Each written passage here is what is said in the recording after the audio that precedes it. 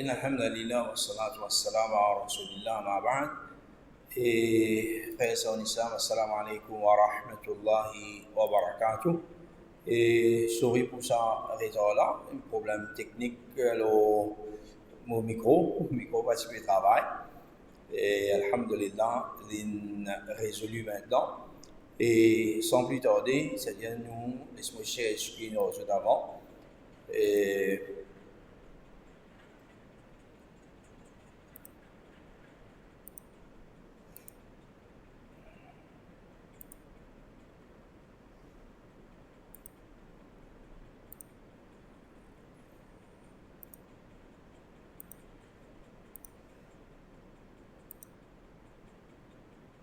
bon, et la semaine dernière, nous avons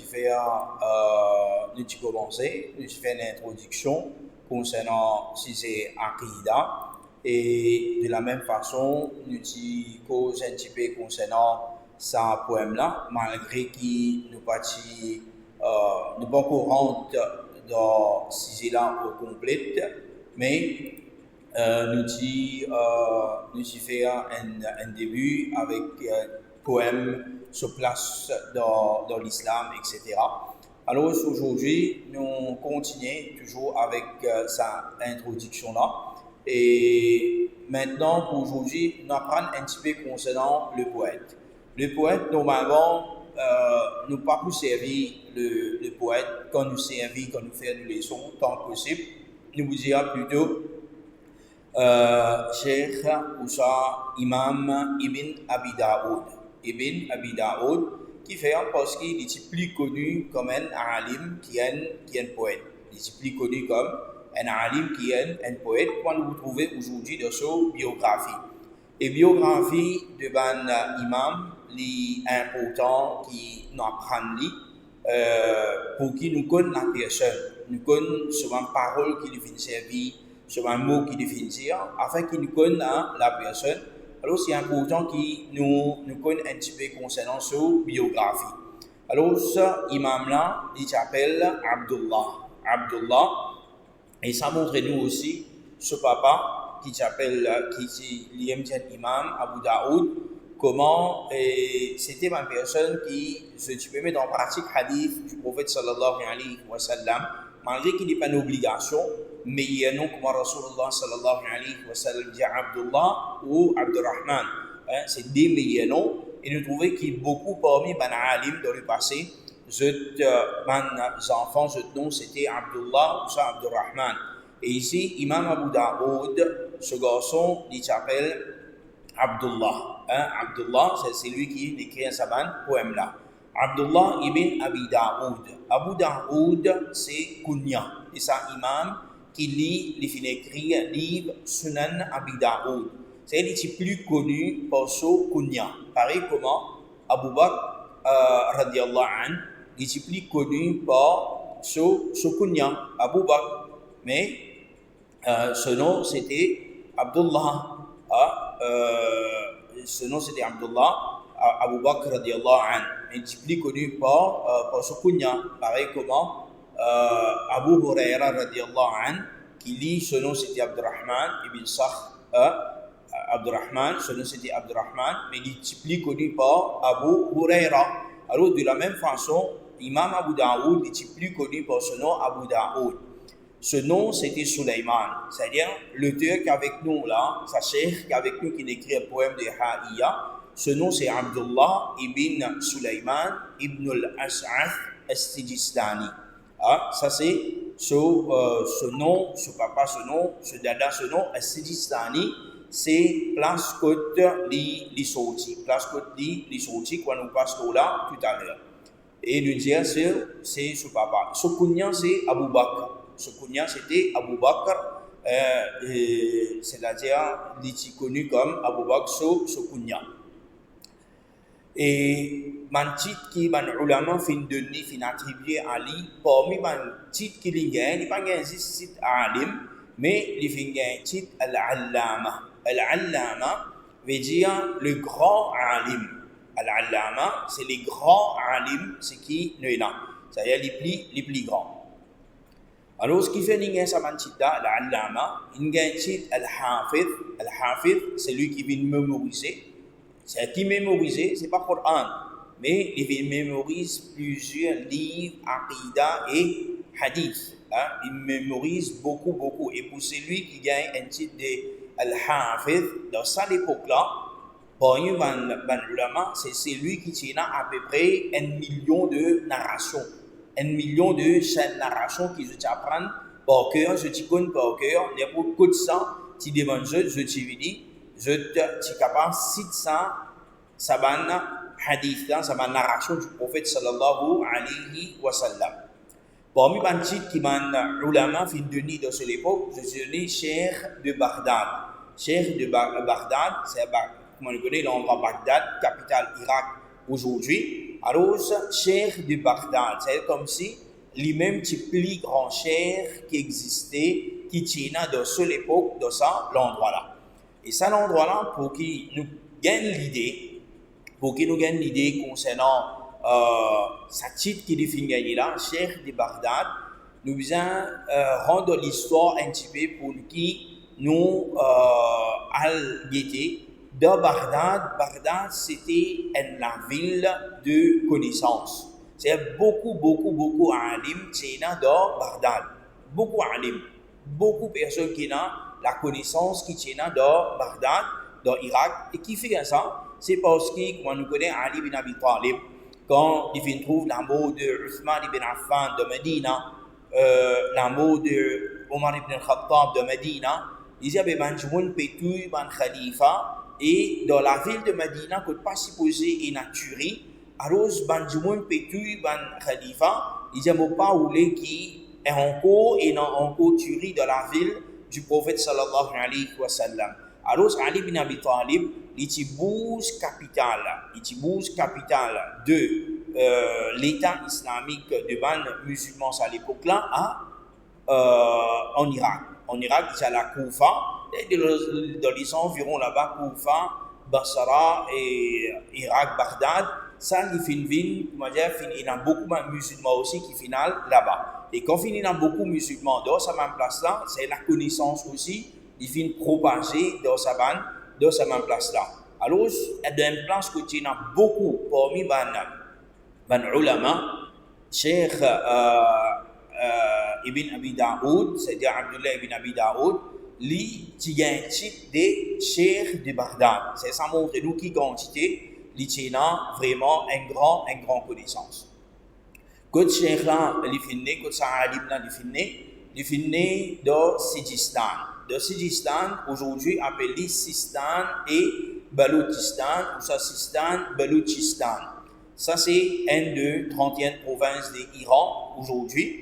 Et sa place là, il est située aux frontières de Iran, Afghanistan et Pakistan. Il est situé dans sa place là. Et normalement, sa place là, c'est même place Jabaliya, on appelle ça. Il y a beaucoup de montagnes là-bas. Et sa même place là, qui fait nous dire ça une petite chose, connaît qui vivre la montagne, il pas une petite chose facile ça.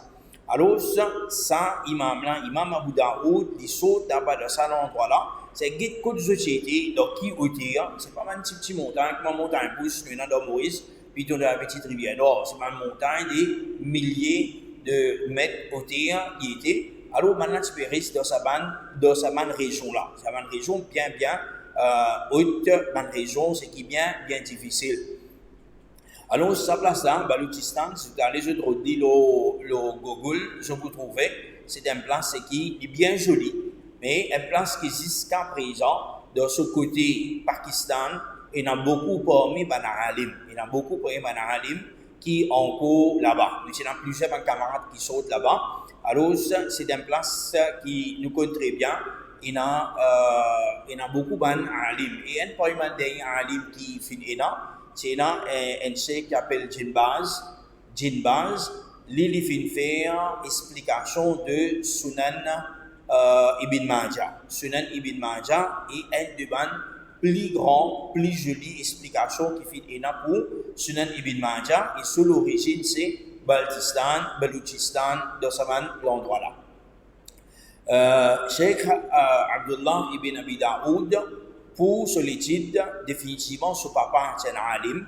Il fait rester avec ce papa, il fait apprendre avec ce papa, et ce papa aussi fait amener plusieurs endroits. Et ça, à l'époque-là, comment nous gagnons connaissance? C'est pas quand nous rentrons dans Google, par exemple, nous cherchons, nous gagnons. Ça, à l'époque-là, parce qu'il y a une facilité. Ça, à l'époque-là, pour gagner un hadith, pour écouter un hadith, alors il faudrait qu'il nous aille avec celui qui finit sa hadith depuis un tabi'un ou un sahaba. Alors, quand il reste dans un endroit avancé dans partout, maintenant je finis, il se cache partout. Alors, l'idnal ensemble avec ce papa, c'est ce papa qui peut aller pour comprendre le hadith, lui aussi il est ensemble avec ce papa, et en même temps, il va aller juste comme un accompagnateur, mais il va aller, il écoute le hadith lui aussi. C'est à cause de ça même, comme vous trouvez tout à l'heure, il y a parmi les chers de ce papa, c'est lui aussi je cherche. C'est une écoute hadith, il apprend ensemble avec ce papa, avec certaines bandes chers, comme Muhammad ibn Bashar, il vient apprendre ensemble avec lui. Alors, qui va l'endroit, il finale de Khurasan, Asbahan, Bagdad, c'est Khurasan, Asbahan, c'est un petit peu dans l'Iran, nous pouvons dire, dans l'Iran, Afghanistan, cela. Dans Bagdad, Koufa, c'est dans l'Irak aujourd'hui. Dans Makkah, Medina, c'est qui, à l'époque-là, j'appelle ça Al-Hijaz. Et il apprend aussi dans Cham et l'Égypte. Cham, c'est tout ce qui, aujourd'hui, on appelle la Syrie, la Jordanie, Palestine. Tout ça là, c'est Cham et l'Égypte. Et l'Égypte aussi, il a allé les fins apprendre. Mais après ça, Cheikh Abdullah ibn Abi Daoud, les fins reste dans Bagdad. Il reste dans Bagdad et c'est là-bas qu'il est établi Ali. Et ce cheikh là-bas, c'était Cheikh Mohammed ibn Islam al-Tousi, avec qui il prend la connaissance. Et Cheikh Imam Ibn Abu Daoud, il tient une personne qui dit, comment dire, soif de la connaissance. Il dit très soif de la connaissance, c'est bien content pour apprendre et pour rester apprendre. Ça me dit assez. Comment une de ces mêmes paroles dit دخلت الكوفة ومعي درهم واحد. Il dit je finis de Koufa et je tiens un dirham avec moi, un dirham. Alors ce qu'il me fait فأخذت به 30 مدة باقلة. Alors ce qu'il me fait je finis acheter 30 moud, c'est-à-dire 30 poignées. On connaît un moud, c'est pour comment appeler pour fitra. Nous servons moud et ça. Un ça, c'est à peu près 10,5 kilos, c'est qui nous donnait. Ça, un ça là, c'est 4 mouds ça. C'est 10,5, nous divisons par 4, il fait à peu près 600 grammes par la soirée rien, bon, pas trop important. C'est 600 grammes par 30, les finastés. C'est-à-dire, il fait autant, là, c'est pas la grain des fèves, c'est-à-dire, comme un haricot comme ça, l'inasté ça. Les fins achetés, les garder pour les manger boire. À peu près pas même 20 livres, 40 livres à peu près, 40 livres moins, les garder avec lui. Pour qu'ils les mangent. Alors si tu peux manger de ça, tous les jours tu peux prendre tigit, puis tu peux manger. وأكتب عن أبي سعيد الأسج. Et tu peux prendre hadith de Abu Sa'id al-Asaj. فما فرغ البقلة حتى كتبت عنه 30,000 حديث. Il dit, ça mène la grain de fève là, dans les haricots là, parce qu'on compte terminé, il finit prend 30 000 hadiths. Il finit prend 30 000 hadiths depuis Abu Sa'id al-Asaj. Ma bayna maqtu'in wa mursal. Et il prend un hadith et aussi ce qu'on appelle maqtu', c'est-à-dire même une narration qui n'est pas complète. Et man mursal aussi, c'est une narration qui n'est pas complète. C'est-à-dire, Maqtu, c'est qui au milieu de cette narration mort personne. Mursal, c'est qui à la fin de cette narration mort narrateur. Alors, il prend tous les deux. Il prend hadith, c'est complet, avec cette narration complète. Et il prend un hadith faible aussi, les fins apprendre, les fins prend avec ça. Et ça montre nous qu'il met beaucoup la peine, il fait beaucoup d'efforts pour apprendre. Et pendant toute l'étude qu'il vient faire là, pendant plusieurs mois, ça finale, il n'est pas finalement plus que 40 livres haricots, c'est pas plus, il restait ça aussi. Et il écrit 30 000 hadiths. Et quand il veut dire écrire, il prend 30 000 hadiths, il mémorise 30 000 hadiths. Alors, ça montre nous qui efforts les fin faire dans cette époque-là. Ce élève, Imam Ibn Shahin, Abu Hafs, les dit concernant mémorisation, c'est-à-dire mémorisation de Imam Ibn Abi Daoud, il dit Amla alayna Ibn Abi Daoud sinin. Il dit pendant plusieurs années, Imam Abu Daoud ça a dicté nous pour écrire. وما رأيت بيده كتابا. Et de cela, jamais tient un livre. C'est tout ce qu'il fait pendant plusieurs années, tout ça pendant 10 ans, il fait rapporter hadith, rapporter, jamais tient un livre de cela. C'est tout de ce mémoire. إنما كان يملي حفظا. C'est ça qui veut dire. Certainement, il peut dicter tout ça là depuis son hifz. فكان يقعد على المنبر. Et il persiste le minbar. Parce que dans ces, alhamdulillah, je vous dis maintenant, c'est la table, tout ça, alhamdulillah, de Masjid, ça les boucles, il assiste au minbar. Avec moi, le prophète, il veut faire, assiste au minbar, ba'dama amiya. C'est quand il finit, il devient aveugle, c'est de ce dernier moment, il devient aveugle, il persiste le minbar. ويقعد دونه بدرجة ابنه أبو معمر. Et le N step en bas, ce garçon, Abu Ma'mar, s'y persisé. Biyadihi kitabun. Et lit de cela, c'est un livre de ce papa. C'est un livre de ce papa. Fayaqulu lahu hadith kaza. Il s'y peut dire à ce papa, tel hadith. De ce papa, tel hadith. فيسرده من حفظه حتى يأتي على المجلس. Alors ça, les gens qui Imam Ibn Abi Daoud, il cite sa hadith là, c'est ce garçon le premier bout, il cite li complète net, un des l'autre hadith il cite. L'autre hadith, ce garçon il cite li complète net avec ses explications, avec tout ce qui est là, avec tout ce qui est besoin, il peut expliquer. C'est que ce soit côté domaine hadith ou soit il a un faïda, un profit, de aqida, puis cause comme ça, aqida, cause ça, il donne l'explication, tout ça là, pour ce hifz, pour cette mémorisation, et comment ça l'était malgré qu'il est fini, vient aveugle. Parmi ce professeur qui finit là, qui est dans ce propre papa, Imam Abu Daoud, définitivement il apprend beaucoup avec lui. Il vient apprendre avec Imam Ahmed ibn Saleh et il vient apprendre avec Mohammed ibn Bashar. C'est lui qui nous dit à aller là. Mohammed ibn Bashar, quand nous lisons Sunan Abi Daoud, vous trouvez, c'est tout un livre qui est en arabe, qui est dans ce isnad, qui est dans ce scène des narrations ensemble. Imam Abu Daoud dit Haddathana Mohammed ibn Bashar, ou ça ibn Bashar, ou ça Mohammed, ou ça il dit Bundar. Tout ça là, c'est Mohammed ibn Bashar.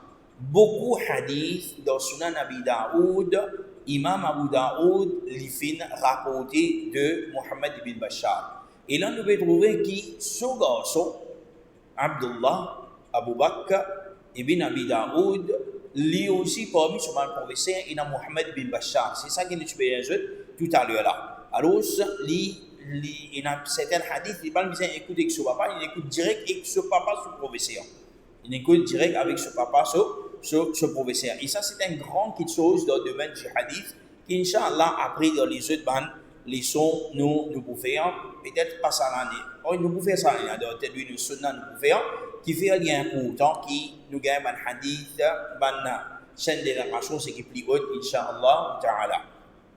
Parmi les cheikh qui dit encore, c'est Am ibn Uthman al-Himsi et c'est Muhammad ibn Yahya al-Zuhali. Il ne va pas dire il y en a encore beaucoup plus, mais c'est moi nous ne pas filmer plus. Maintenant nous avons conscience sur les élèves. Quand nous avons souvent des élèves, nous avons souvent professeurs, nous comprenons qui quantité c'est la connaissance, avec qui imam n'apprend. Qui fait nous apprendre que sont élèves d'un cher, c'est nous avons qui qualité des élèves fin sortir avec lui dans ce madrasa. Parmi les élèves, c'est là Imam Ibn Hibban. Imam Ibn Hibban, c'est un imam qui écrit un livre sahih, compile un livre, un hadith authentique. Et Imam Ibn Hibban, c'est un imam de Jarh al-Ta'dil, qui cause qu'on s'appelle narrateur. Un grand imam. Sa parole est extrêmement importante dans le domaine hadith. Ça, imam-là, il finit apprendre avec Abu Bakr, ou Abdullah, dans son deux imam Abu Daoud. Parmi nous, Imam Ad-Darqutni. Imam Ad-Darqutni, un autre imam encore, qui compile plusieurs hadiths d'un livre, Sunan Ad-Darqutni. Nous avons Imam Abu Hafs ibn Shahin. Ibn Shahin, lui aussi, il a un musnad de Ibn Shahin. Il n'est pas trop connu parmi la masse, mais seulement pour un étudiant du hadith. Il est connu, Ibn Shahin. Il a un livre, Musnad Ibn Shahin. Malgré qu'il n'est pas un bon parti hadith, alors il donne les autres musnad, c'est qui est là. Alors, ça aussi, c'est un autre imam. Pour imam Ibn Battah. Il est aussi un grand imam, qui est très connu. Imam al-Hakim qui écrit concernant connaissance, concernant ulum al-hadith, concernant mustalah al-hadith, qui est hadith authentique, qui est hadith faible, etc. Imam al-Hakim qui écrit sur livre al-Mustadrak al-Sahihain, un livre qui est très connu. C'est-à-dire Mustadrak al-Sahihain qui veut dire, c'est les fins amène ban hadith sahih qui dans Sahihain, dans Sahih Bukhari, Sahih Muslim, pas ina. Alors, ça ban grand imam là, c'est juste quelques-uns. C'était mes élèves de Imam Abdullah ibn Abi Daoud. Alors, ça montre nous qui a été grand savant, nous y a avec nous, qui nous peut étudier ce livre. Imam al-Zahabi dit concernant les statuts et grandeur de cet imam-là, il fait ce éloge aussi, dans Siyar Alam al-Nubala, il dit وَكَانَ مِنْ بُحُورِ الْعِلْمِ. Normalement, nous entendons dans un livre, surtout dans un livre qui écrit concernant un narratif hadith, qui écrit concernant les autres, nous trouvons qu'il dit ça c'est Bahar, la meilleure de connaissance. La meilleure de connaissance. Ici, Imam al-Zahabi veut dire min buhur al-ilm. Buhur c'est pluriel de la mer. Pluriel de la mer. C'est comme si c'est l'océan dans la connaissance. Et qui fait dire ça? Parce qu'Imam Ibn Abi Daoud, il écrit concernant hadith, il écrit concernant aqidah, il écrit concernant fiqh, il écrit concernant les autres bancisés de din en cause. C'est dans tous les autres, dans tout bancisé, il écrit. Et pour une personne qui est reconnue dans plusieurs domaines de la connaissance, vraiment c'est une grande personne. بحيث إن بعضهم فضله على أبي. Et ça, comme on disait là, la semaine dernière, qui parmi les ulama, il y en a qui viennent préférer son papa. Qui veut dire préférer son papa? Pas veut dire qu'il délaisse son papa, non. Il y en a qui disent qu'il y en a plus connaissance que son papa.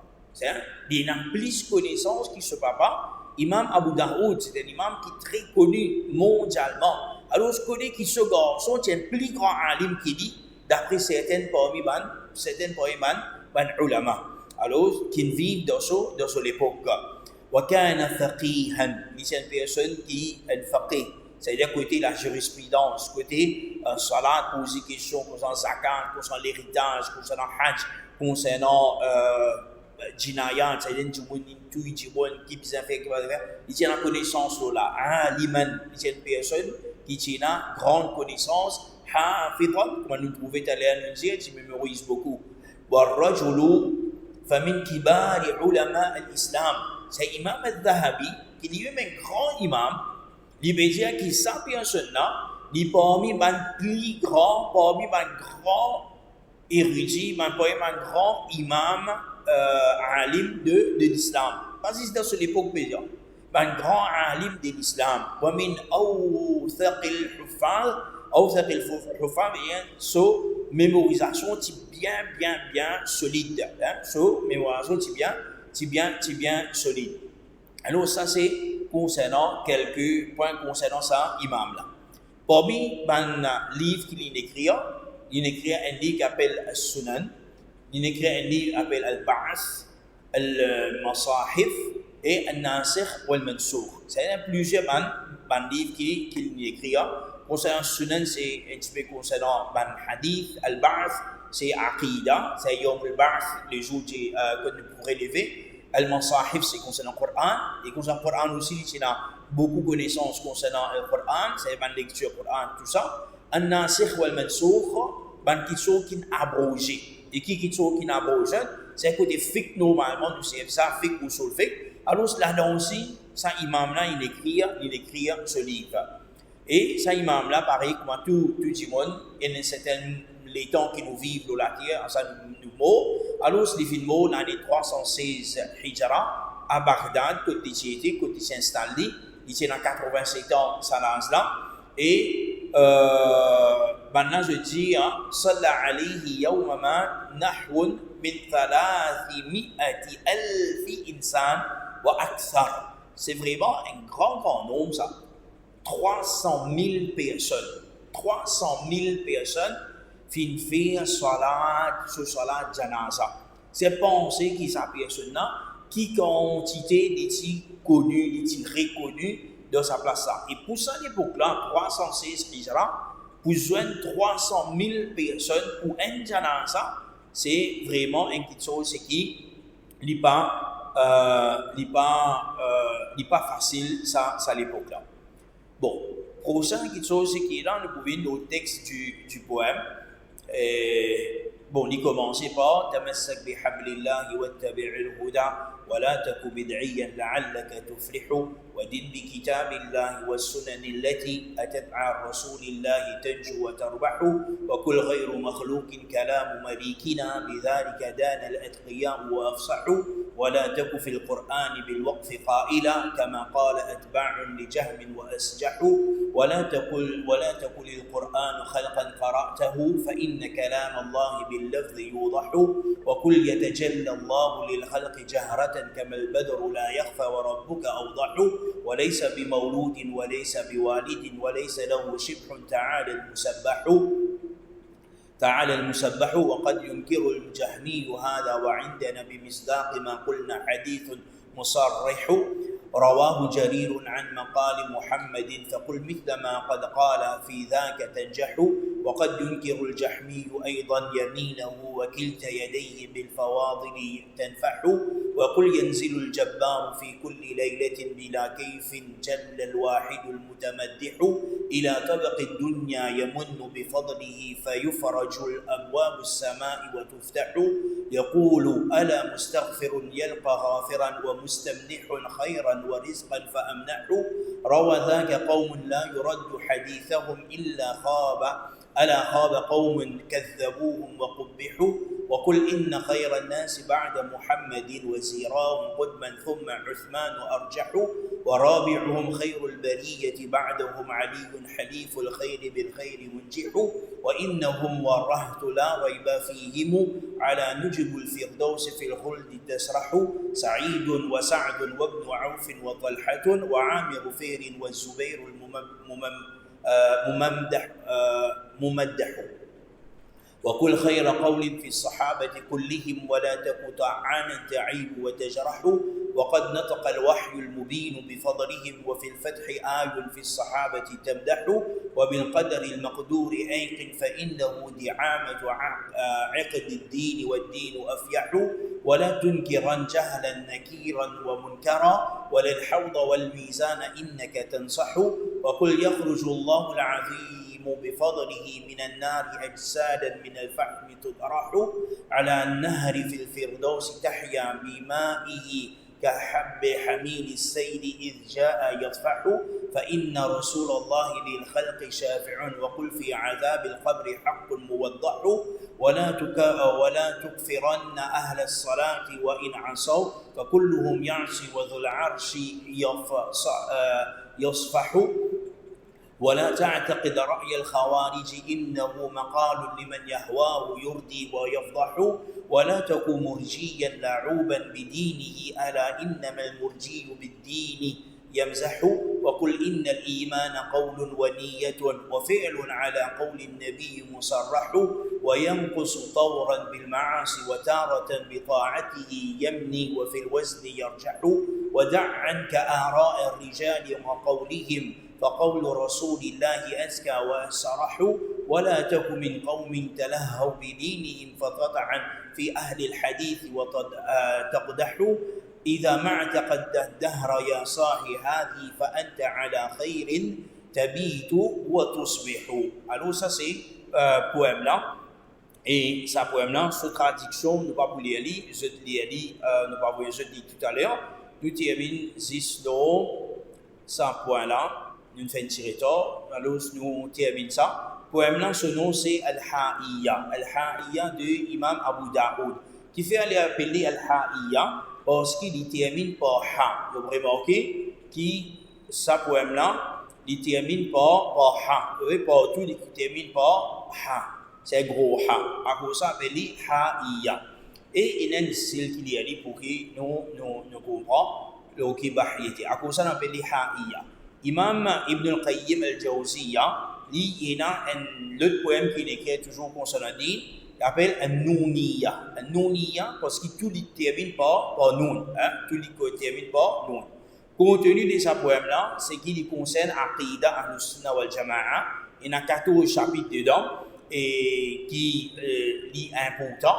Et malgré qu'il y a certains topics tels comme Al-Ulu, c'est-à-dire Allah subhanahu wa ta'ala là-haut, Al-Istiwa, Allah subhanahu wa ta'ala se trône, et les autres certains aspects des règles tels comme Al-Sirat, que vous avez traversé, 50 personnes vous avez traversé les jours du Qiyamah, Al-Hisab, vous avez rendu compte que Allah subhanahu wa ta'ala, ça va être chose à payer. Et ça qui fait parce qu'il y a une fois dans certaines époques, certaines bandes qui sont, par exemple, les causes concernant la création de Coran, c'est que nous pouvons nous là donner nos leçons en détail après.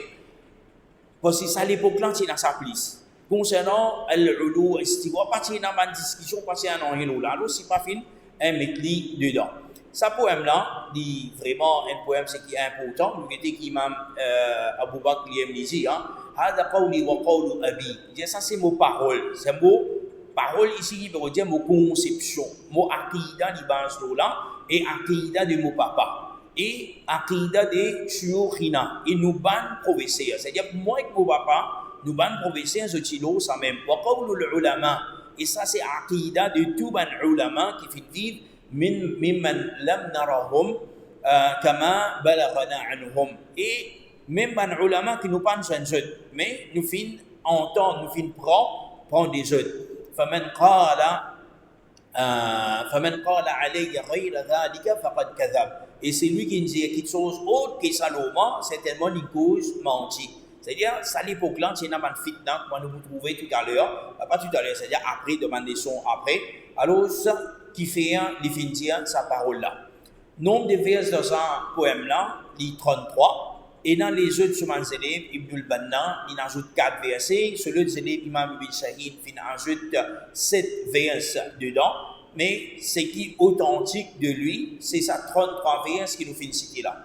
Nous pas fin ajouter ça 11 versets à part là, nous pas ajouter dedans. Peut-être un autre coup nous pas ajouter, mais nous pas ajouter dans nos explications pour ce livre là.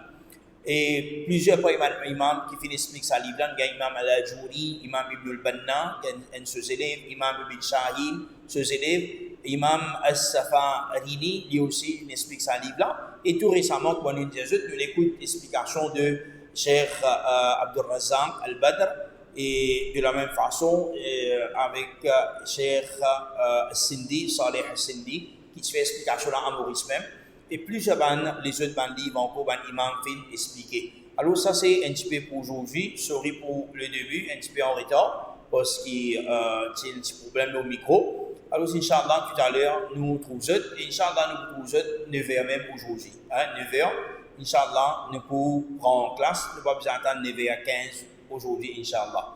Ok, assalamu alaikum wa rahmatullahi wa barakatuh, wa sallallahu ala Muhammad wa ala alihi wa sahbihi ajma'in.